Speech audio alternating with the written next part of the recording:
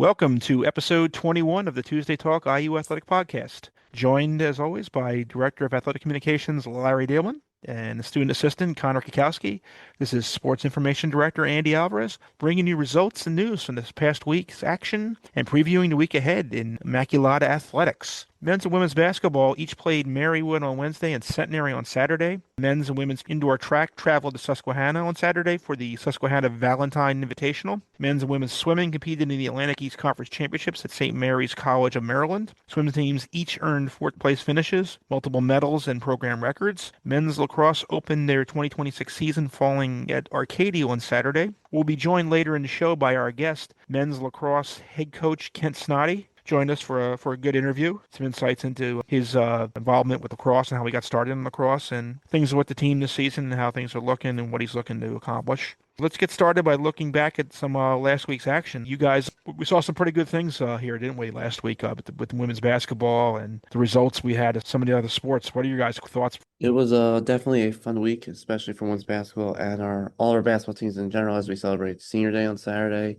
Obviously, seeing men's lacrosse get going as they stormed the castle on Saturday, that was fun. And obviously, our track teams took in the early morning to Susquehanna. That was fun to see too. So a lot of good results. And obviously, the spring sports are starting to ramp up now. So we're gonna have a lot of crossovers happening. Yeah, crossover season is always a interesting time for us in the sports information field. So buckle up, boys. It's going to get rough. Let's get started by looking at the some of the action from last week. Women's basketball on Wednesday, they took down Marywood 89 to 46. Carly Coleman with her 15th double-double, 19 points and a career high 19 rebounds.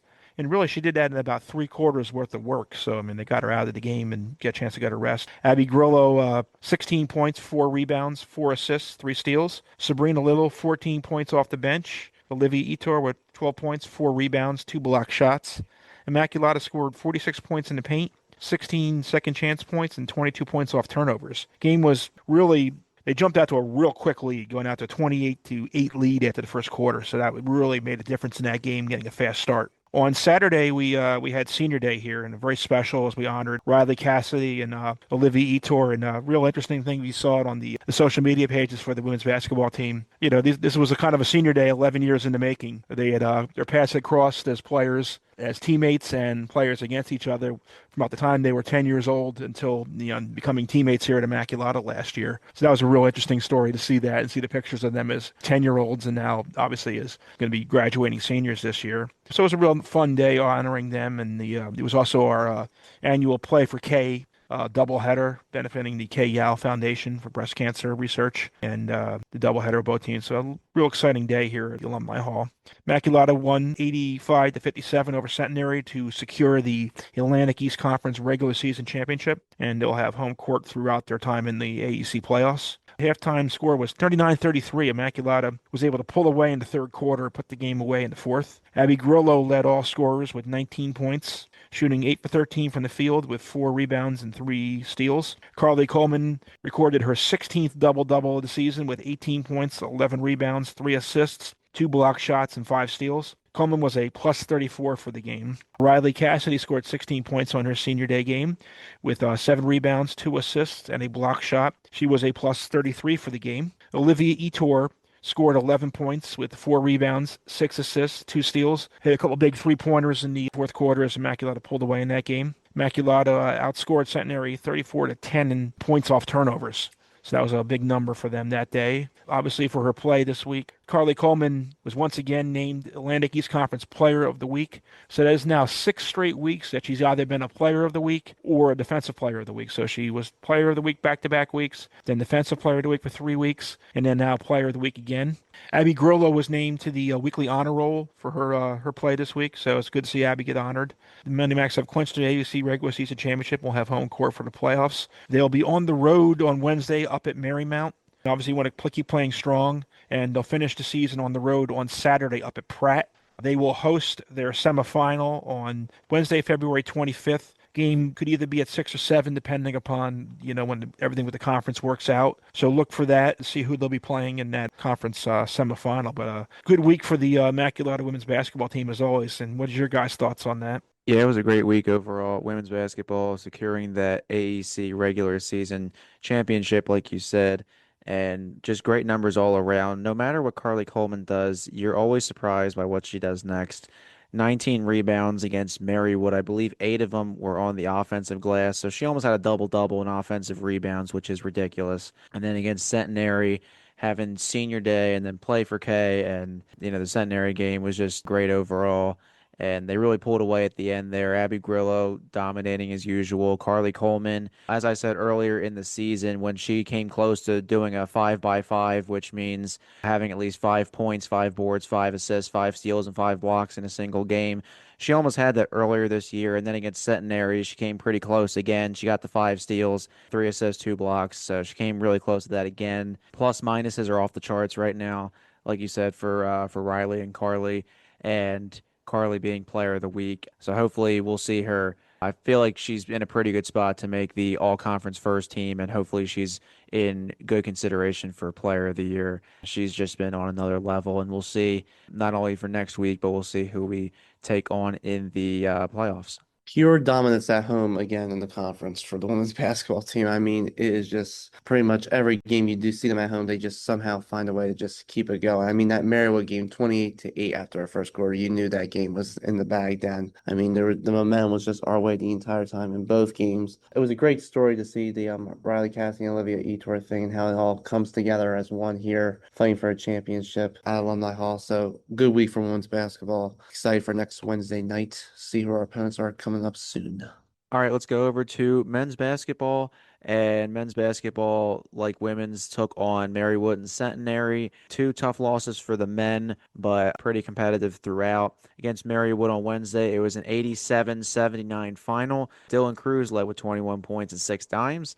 Jalen Flowers had 11 points, including 3 triples and 2 steals off the bench. The Pacers were up 47-34 at the half, but Immaculata outscored them 45-40 in the second half. And the Mighty Macs did pretty good with points in the paint and bench points. It was 48-32 Immaculata in paint points, and then Immaculata 33-26 from the bench unit. So pretty good game overall. Didn't go their way up in Scranton. And then Centenary, same as the women, was also the play for K and senior day. 94-85 Centenary was the final. Dylan Cruz, Jalen Flowers, Kevin Telesford, and Edon Zucker were honored pregame for senior day, and Charlie Schmidt of Team Impact was also recognized. The Centenary game was high flying, to say the least. The second half, Centenary outscored Immaculata 57-52, so 50 burgers on both sides in the second half. It was absolutely wild. Dylan Cruz and Robbie Conyer each had 18 points, but Robbie's was a career high. Something interesting to note, shout out Robbie Conyer, though, because I told the story a week or so ago on here, and I said before the Newman game on January 31st, I told Robbie before the game, jokingly, and I was like, hey, man, I need 10 points from you today. And he kind of just laughed and said, all right, bet. And he gave me 9 that day, and we laughed it off at the end of the game. Before that game, Robbie was averaging 2.8 points per game. Since I told him, give me 10, he's been averaging 10.6 points per game. So maybe I inspired Robbie, and I love the confidence that he's showing. So shout out Robbie Conyer. Continuing with the Centenary stuff, Christian Chambers, 3 more blocks. He hit 4 triples in the second half.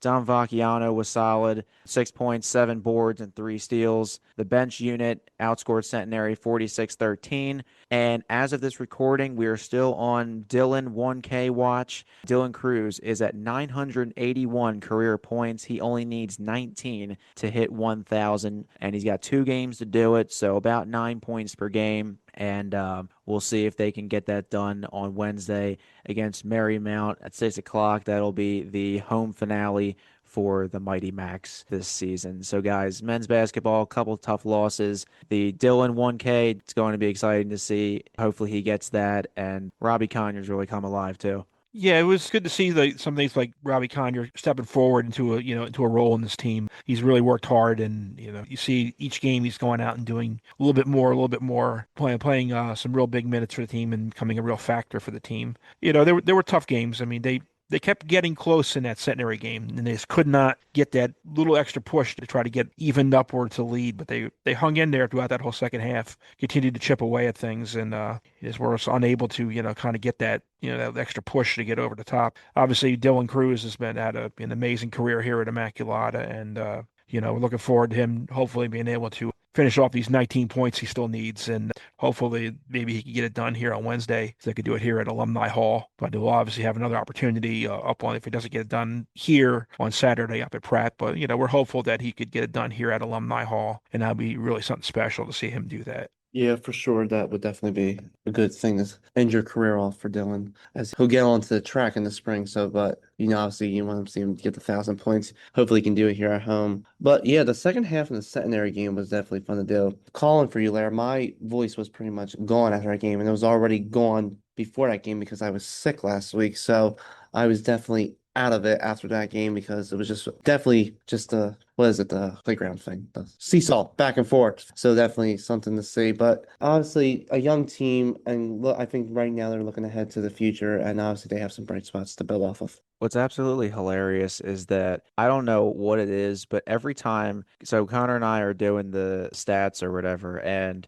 for some reason, whenever Dylan checks in or out, like we just lose sight of him for a minute, and we're like, wait a minute, why is he off the floor? You told me that he was on, or we're like, wait, when did he sub in? We get it fixed, obviously, but it's pretty hilarious that it's usually Dylan. So, Jalen Flowers was doing that a lot too on Saturday. yeah, no, yeah. Sneaky. Yeah, him too. But I was pretty much screaming during the women's game, trying to call stats, especially it gets pretty loud in there. And with the women's now going to the postseason, it's only going to get louder. Yeah, it's gonna be fun times. Yeah, we're gonna need lots of water. No Yeah, doubt. if you get those extra bleachers brought in for those games behind you, it's going to add to it. I've been fortunate. I have some help on the broadcasts now. Colin Civarelli's joined me on the broadcast. I actually had him doing some play-by-play on Saturday for the men's game. So it was nice for me to get a little bit of a break, not try to do both games by myself anymore. But it's been good to have that support and everything like that. So it's been a lot of fun. Moving on to Immaculata Swimming competed in the Atlantic East Conference Championships down at St. Mary's College of Maryland in their I would call it a palatial swim complex they have down there. It is quite an impressive facility that they have. Women finished the season fourth in the championship with 413 points. Men's finished fourth with 219 points on the men's side. Mike DiMattei set a pair of records on the men's side, 200 IM individual medley, that is, 2 minutes, 1.89 seconds. 400 individual medley, 4 minutes, 23.55 seconds. Ashley Badijan had an amazing performance on the women's side. She was a part of the medley relay team that set a program record for 157.28. That's with Ashley Badijan, Delaney McPeak, Kira Wiley, and Hannah Barber. Badijan also had a good run in the 200 free relay team as well. Was Badijan, Delaney McPeak, Kira Wiley, and Hannah Barber as well. The 400 record also set in the 400 medley relay. Once again, Badijan, McPeak, Wiley, and Barber. Ashley Badijan, 500 free records and 100 back in 100 free. Now she actually set those in the opening leg of a relay for the 100 free and the 100 back. So if you swim the opening leg of a relay, you can qualify for the record for that individual sport. So that's how she gets program records in the 100 back, swimming the first leg of the individual 400 individual medley, swimming the backstroke, and then in the free relay, her 100 thing was the leadoff leg. So that's also a program record of 55.94. And Kira Wiley, 100 butterfly. You also had some. Ashley Badijan won a couple of bronze medals. The relay won a bronze medal. And how about our men's coaching staff winning Coach Staff of the Year? Congratulations to Coach Pace and his staff for a great season, working hard despite not always having the easiest alignment to work with in a lineup and everything like that. So, what's your guys' thoughts on swimming? Some great numbers overall, getting a lot of medals and records falling. So that'll be something we'll have to work on getting those record books updated eventually. But yeah, great overall performance. It's a grueling 4 days, I bet. Andy and I were writing all those recaps. So swimming, their season comes to a close for the 25-26 campaign, and hopefully we can keep most of our swimmers for next year, maybe bring in some new faces, some new like freshmen, and hopefully compete next year as well. Yeah, great numbers overall for the swim team and a good season for them overall. Shout out to Josh Page for a good year, coaching staff of the year, and looking forward to next year. As Larry was saying, sometimes the results come in on those weekend nights a little late. So we have us burning sometimes the late night oil, writing a swim story, or early morning oil, so to speak, writing a swim story. And we get the same thing with your sport over there, Mr. Kukowski. Yes, I know you all wait late for track results to come in and there's always a lot of papers to deal with it. So switching gears to indoor track and fields. The men's and women's indoor track and field were at the Susquehanna Valentine Day Invite on Saturday, where the love of running is spread. I unfortunately was not there due to me being sick this last week, so the doctors told me that I could not do any physical activity until Sunday, but I'll be back in action starting today. On the women's side, Aubrey Donahue, another dominant performance. She finished third in the 5,000 meters at a time of 19:03.69. Brianna Caldwell finished 25th in the 200 meters with a time of 30.57. Jackie Leone finished 20th in the mile, 6:05.72. On the men's side, Aaron Cuthbert finished 13th in the long jump, 6.08 meters. Joseph Pierre-Jacques finished 10th in the triple jump with 12.54 meters. Jane Barksdale finished 20th, 200 meters, 24.40, having a good start to his collegiate career. Both men's and women's teams return to competition this Friday, February 20th at the Fast Track Last Chance Invitational at Ocean Breeze Athletic Complex, the final indoor meet of the season. This race is in Staten Island, New York. It's a bank track. Those of you that don't know what bank track, there's like a curve on it. So it's definitely more of a faster track. And it's a nice, really nice complex. It's right on the beach in Staten Island. So we're looking forward to finish the indoor season strong. It's been a tough indoor season with obviously the weather not getting the best train you always want. It's definitely going to see a transition, hopefully, in the outdoor after this week. Moving on to men's lacrosse. Men's lacrosse opened their 2026 season, fortunately with a 14-4 loss up at Arcadia. First game under head coach Kent Snoddy. Jason Smarin, Jacob Powell, Ryan Gorman, and Matthew Frame each scored. Judah Azarano tallied 2 assists. Colin Wolk, in his Immaculata debut, had a team-high 5 caused turnovers. Wolk was named to the Atlantic East Conference Weekly Honor Roll for his performance in that game. And the men's lacrosse team will be hopefully returning to Draper Wall Stadium on Saturday when they are hosting St. Vincent. Be a 3 o'clock game. Hopefully everything will work out with the field being ready to go for that. But I know they're looking forward. As Coach Snoddy will talk about later in our interview, they're looking forward to getting back on home field and getting back another game in and try to improve from Saturday's game. Tough start for the men, obviously, 14-4 at Arcadia, but it's one game. It's not going to define your season.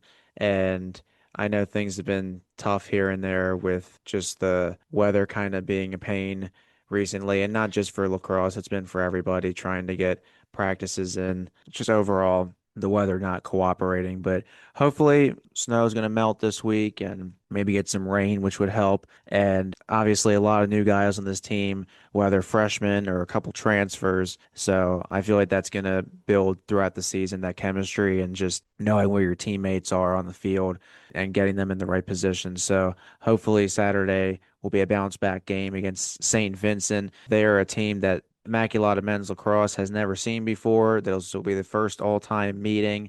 St. Vincent, they are near Pittsburgh, obviously not from around here, and hopefully we can start the Kent Snoddy home era with a W. Yeah, like you said, it's only one game. You shouldn't let it define you, especially with everything they've been dealing with. Kent stressed a lot about team unity in the interview that you're going to hear in a couple minutes, and that's going to be huge, especially going down the line when we get into conference play. How well does this team work together? How are they able to work together with assists, goals, stuff like that, turnovers? So it's going to be huge. But yeah, only one game, nothing to sweat. There's plenty of time in this season. All right, switching over to men's volleyball. Men's volleyball is back in action this week after their 1 month hiatus back in January. They opened their new season against Randolph-Macon, and then they went to Valley Forge. They're 1-1 on the season so far. They got 2 matches this week. They will be at Arcadia on Thursday at 6 o'clock. And then Saturday at 1 o'clock, they'll be back home when they host Ramapo. So they got a couple games this week. And as we get closer to March, their season will be ramping up as well. And they had some good results in their first couple matches. A couple new faces, freshmen. So we'll see how they do. Obviously, we don't know too much about them yet because we only had the one match at home, but they'll be relying on guys like Josh McGurl to lead them in kills, and JP Farrelly as the libero getting those digs, and Luke Dortenzo as the setter racking up those assists. So, guys, a little bit of a break men's volleyball has had. And another thing to note about men's volleyball is that they added an assistant coach. Women's volleyball head coach Mary Kirshner is now an assistant for the men's team, and she has been doing a great job with being a new voice in the locker room. And hopefully, we can see what she and Josh Elliott have done in this bit of a hiatus. Yeah, I think that was a good addition to the staff, having another person in there, different perspective as well. And, they've been able to hopefully use this time to really bring the group together, kind of that second kind of training camp opportunity to prepare as you get closer to March, they'll enter into United East Conference play for the first time. So it'll be the first time as a conference team in this Coors era. It's been probably about 4 years since we've been in a conference in men's volleyball. So, I think, there were good signs ahead. I think you're going to see some more competitive type matches coming up, and looking forward to seeing what they could accomplish in this, new era for them. Yeah, I think adding Mary, our women's volleyball coach, to the staff is good for the team. Get an extra voice in there, some more support is definitely huge. And yeah, it feels like we've been a while since that Randolph Friday night making game that we had here at Alumni Hall. So definitely can change things up with volleyball coming back on Saturday. Switching gears to another team that will be opening their season this week will be on Saturday. The women's lacrosse team will open their 2026 campaign on Saturday up at Alvernia for an 11 a.m. game. This will be the third season under head coach Brittany Constantino. You have your core returning players. You have goaltender, Abby Guarnieri. You have Carly Oberg and some of the other players back. You'll have some new players. A lot of the freshmen. Some of them that have played other sports here at Immaculata. You'll see from the team. Some members from the field hockey team that have played both sports this year. You're gonna see Collodi and Barnes from field hockey are out there. Billy Knights, who played last year as well. She's a lacrosse player. Riley Mullins, a returning player as well. You'll be counting on them. And Alexa Marzak, players that were returning from last year. And you're going to see a new player to watch is Elizabeth Mahmoud, who is a Division I transfer from St. Francis University. She had played for Coach Constantino at Downingtown West High School. Her mother works for the university here in our business office as well. So I think with St. Francis transferring down to Division III, she made the decision to come back here, and she's going to be a very welcome addition to help fill that offensive role that was going to be left with the graduation of program's all-time leading scorer Jackie Murray from last year. So it'll be good to have Elizabeth on board, and I think you're going to see some improvement in the team this year. You have more players. Kira Benoit from basketball is going to join once basketball season's over.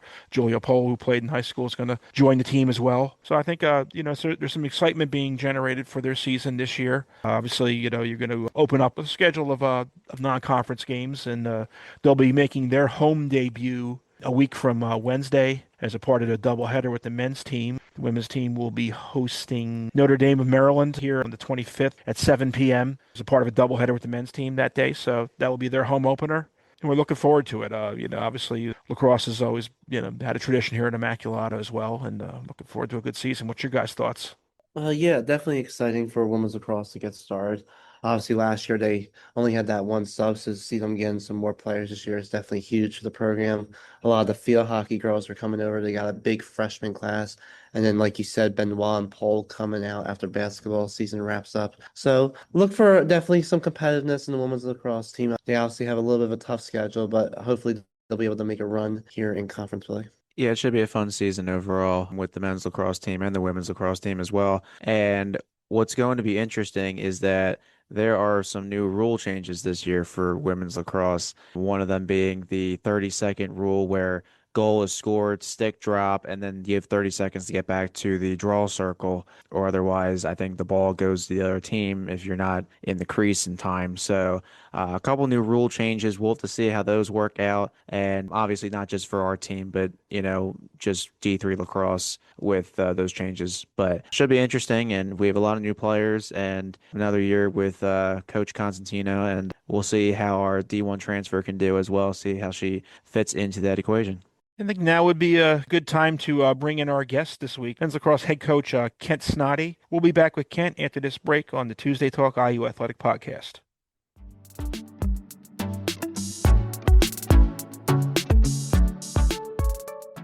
And welcome back to the Tuesday Talk IU Athletic Podcast. We are joined by Immaculata men's lacrosse head coach Kent Snoddy. Welcome to the show, Kent. Thanks for having me, guys. Yeah, this is awesome. Appreciate it. Take us back to the beginning for you. What first drew you to the game of lacrosse? What drew me to the game, I used to be a soccer player, play a little rec league when I was a kid and, got into football, but soccer I was a little too physical. Got a few calls here and there, and then football I thought was a little too physical. And back where I grew up, like not really lacrosse wasn't too much of a thing, I guess. It was here and there, but I got introduced to it and fell in love with it because, a little bit of aggressiveness, a bit of physicality, but it wasn't a crazy amount that, football players go through. So that kind of drew me into it. I love the physicality, but also the team aspect of it really drew me into it. So about how old were you when you started playing? I actually started pretty late into the game, about ninth grade in high school. I just walked on the field. My sister's middle school teacher, she was like, he asked my sister during class, like, you got anybody who wants to play? And she just named out me and, fell in love with it. Just walked out there not knowing what the heck to do, but I did it. Ken, obviously last season was a very historic season for the Immaculata men's lacrosse team. You joined the Immaculata staff as an assistant coach, and then the team captured its first AC championship. So what does it mean to be able to take over as the head coach of the program? It really means everything to me. What really drew me into the program and really maybe want to be the head coach is just the atmosphere of the school itself. It's very resemblance of what I grew up in, that kind of blue collared attitude. And the guys on the team were amazing. You could really tell that they were really invested in what they were trying to build. And just for me, I wanted to be a part of that and I wanted to be there for the team. I wanted to be a part of the school that was so set and really trying to build something great. And that's what kind of drew me into it. And I really wanted to take that step up and really lead those guys because we all had the same goals. I really wanted to accomplish what they wanted to accomplish. So that's why I decided to be the head coach. So what would you say defines Immaculata men's lacrosse right now? I guess since taking over the program and going through the off season and now you guys are in season, what would you say defines the team right now? I'd say what really defines the group right now is a group that really wants to prove themselves. We've got a lot of young guys, we have a lot of old guys, but they've all been kind of underestimated throughout their times, either as high schoolers or in college here at Immaculata. So what defines us is guys that are really working to get the best out of themselves and really trying to prove it and earn it and show that they can compete against the great teams in the area, in the country. So I'd say a hungry and determined group. You mentioned you have quite a mix of different players. You have some returning players from the last year's team, some that played bigger roles, in the team than others did. Some other ones that were, they filtered in last year and played. But you also have a lot of new players. Like you have like 18 new players on this roster this year. I think it's like that. What excites you the most about this particular group as compared to like the team you might have had last year, things like that? I think it's the new challenge, All those guys last year had been together for so long that the group that graduated, they'd played for 4 years together.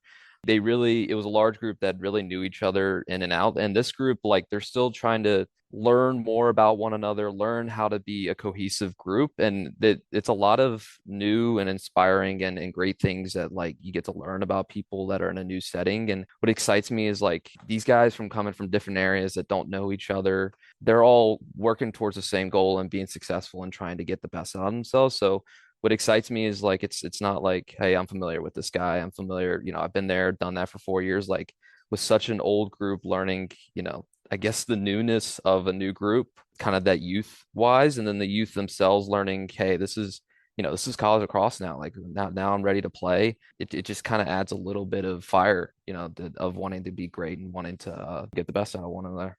You guys started the season on Saturday at Arcadia. Tough loss, but how do you guys look to bounce back against St. Vincent, a team that Immaculata men's lacrosse has never seen before? This will be the first all-time meeting. They're from Pittsburgh, so not really from our area, but how do you guys look to bounce back in the home opener? Yeah, all the props to Arcadia. They played a great game. They definitely have a great group of guys that, went out there, and I think what they really showed us in that game was the kind of, I guess they were an experienced group. They really knew what they were doing, and it kind of teaches our guys like, hey, this is what we want to get to. Getting beat by a team like they got to expose some of the big things about us, like some things we may have struggled with, but we also learned things that we did well with. So for us to bounce back at St. Vincent, we just had to kind of learn what Arcadia did against us and what maybe our deficiencies are, and try to address them, but also learn that, it's early season. Like we're really learning kind of where we're at and kind of the group that we have. So trying to recenter ourselves is, I think, the biggest thing, and recenter, learning about what makes us great, learning what we're kind of bad at and addressing at, and then kind of using that as fuel to kind of get us to get back over the hump against St. Vincent on Saturday. So what's going to be the key to competing at a high level this season? You guys have a good amount of teams coming in that are going to be tough, like Misericordia, Drew, Lebanon Valley. So what's going to be the key to competing at the high level?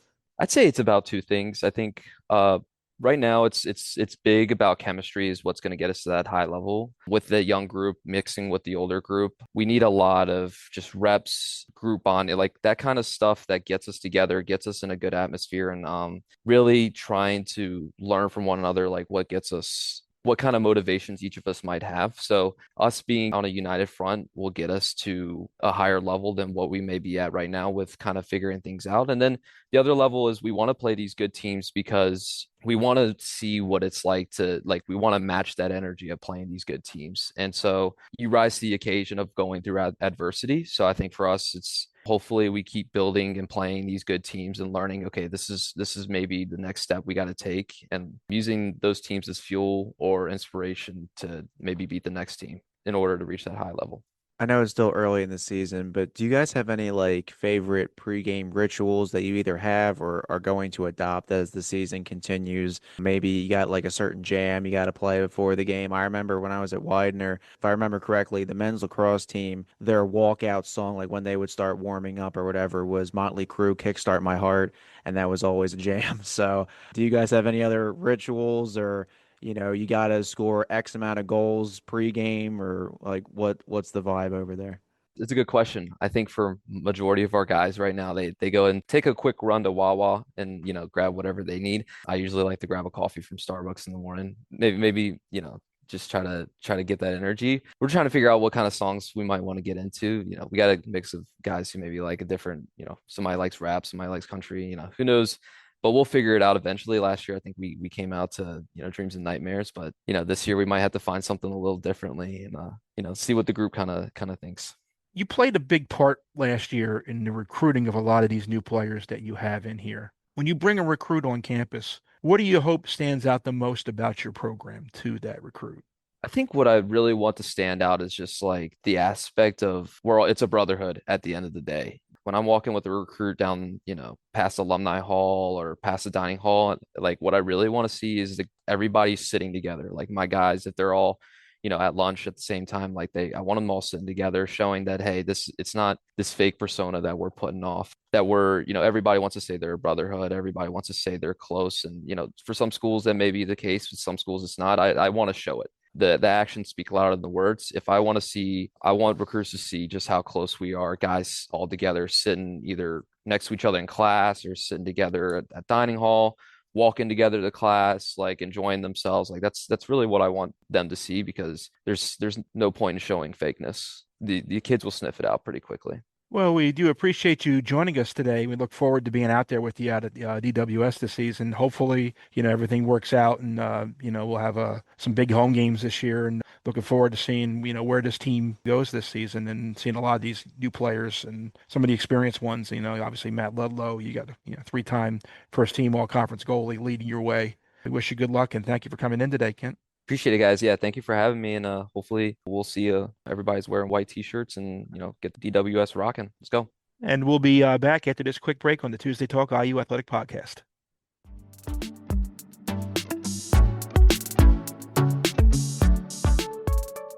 And welcome back to the Tuesday Talk IU Athletic Podcast. That was a really good interview there with Kent, and a lot of good insights on his involvement in lacrosse and the men's lacrosse season and what he's looking for the team. Great interview. Definitely great to hear his story and obviously his transition from being an assistant coach last year to a head coach this year. And he's excited, he's optimistic about the season ahead, and it's definitely going to be a fun one. We'll definitely have some fun down at DWS for those, I believe I said 8 home games this season, for the regular season at least. But yeah, I can't believe we're back outside. We haven't been to DWS for a game since I believe like October 29th, and it is now February 16th at the time of this recording. So yeah, here we are, and we'll freeze together and we'll have a good time doing it. Yeah, the early season spring sports can be a little rough, and they're being held in the winter time. And More like swinter sports. Swinter is that's a great terminology for it. Swinter season and crossover season. Obviously, we got basketball playoffs still coming up. We got, a mix of different sports still going. So, and, we're staring down baseball, softball coming pretty soon too. It's going to be a busy time, and we look forward to bringing in more guests from different teams, and looking forward to another good spring of IU athletics. And once again, I thank you guys joining us today, and everyone for joining us. And we hope you'll join us next week on the Tuesday Talk IU Athletic Podcast. Roll Max.